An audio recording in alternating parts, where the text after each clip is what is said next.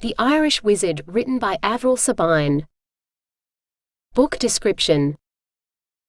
13-year-old Hailey spends far too much time following her older brother, Lachlan, into trouble. When her entire world changes, she thinks at first it's something Lachlan has caused. But surely magic is beyond him, even though he's always wanted to be a wizard. Dedication. For my family. For those born into it, and those who have become a part of it. Chapter 1.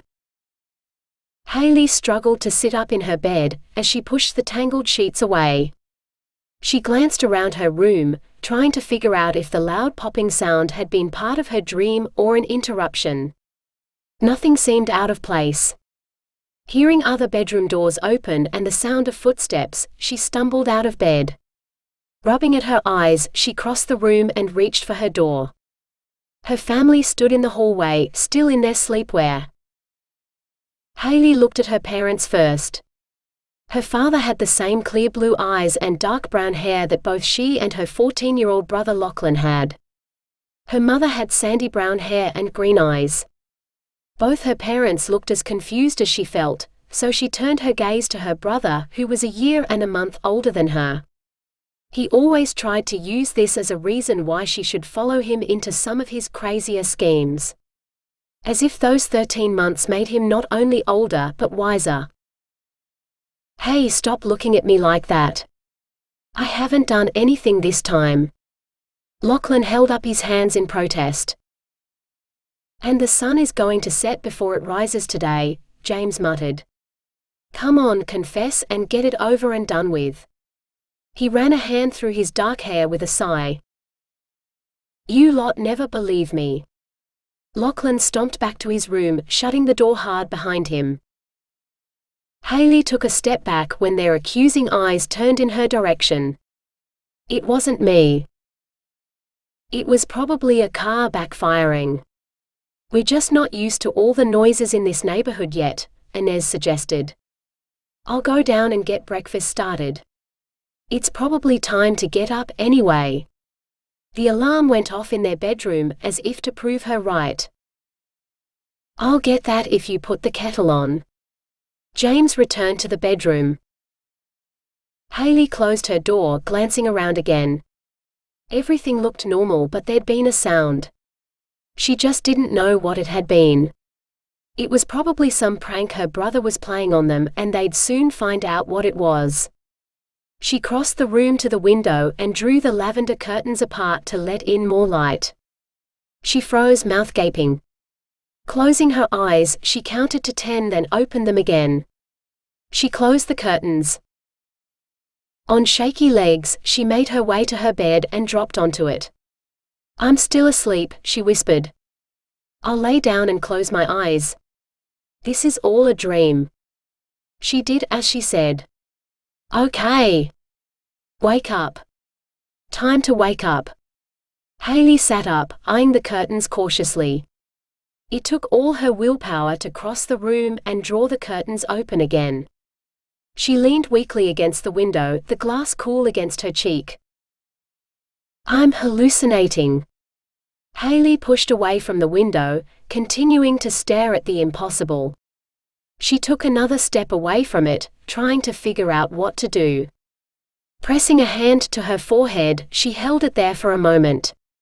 It felt a normal temperature, but maybe she should get the thermometer from the bathroom and make certain she wasn't coming down with a fever.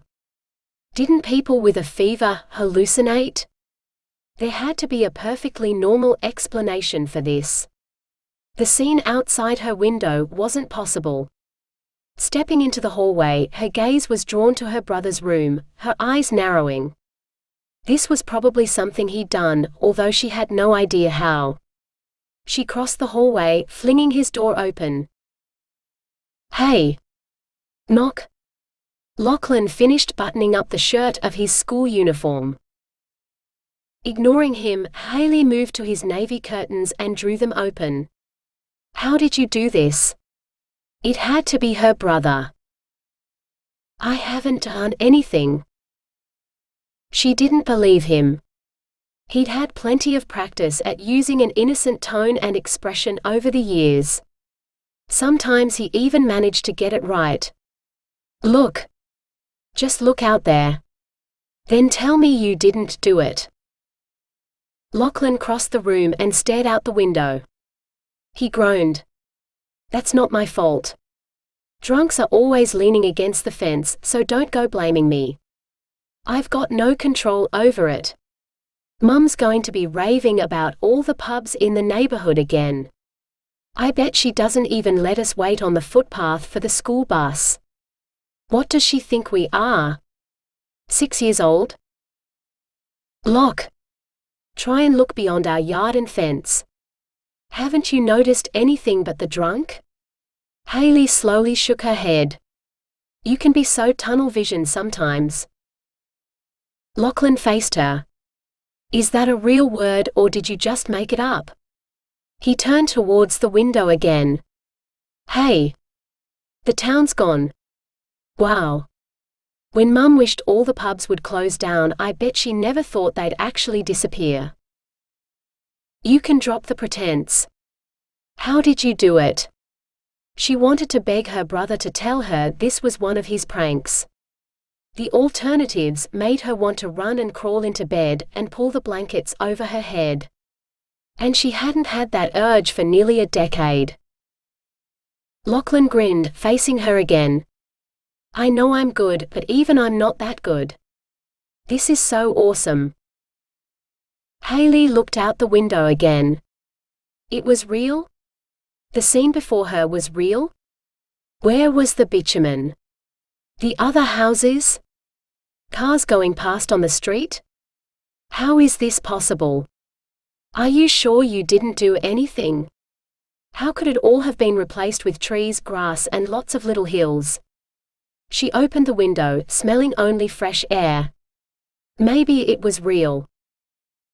Positive. I wonder if Mum will let us go exploring. I really want to know where that dirt road goes.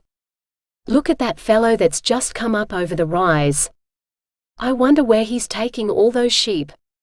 Lachlan turned away from the window. Let's go downstairs and check it out. He took several steps away before stopping, a grin forming again. I bet this means no school today. I can get out of my uniform.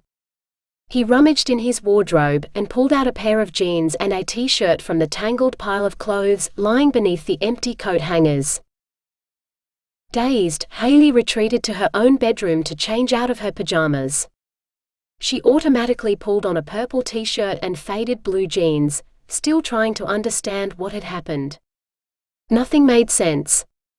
She grabbed a pair of socks and her favorite hat, then returned to the hallway at the same time as her brother, still feeling completely dazed. Breakfast, Inez called from the kitchen. When Hailey and Lachlan entered the kitchen and dropped into their chairs at the table, she glared at them. What are you pair up to? Back upstairs to your rooms and into your uniforms. No point. Lachlan hurriedly swallowed his food before Inez could tell him not to talk with his mouth full. Got no way of finding it. And I don't reckon they'll send the bus all the way out here. Wherever here is. He grinned, sending Hailey a look.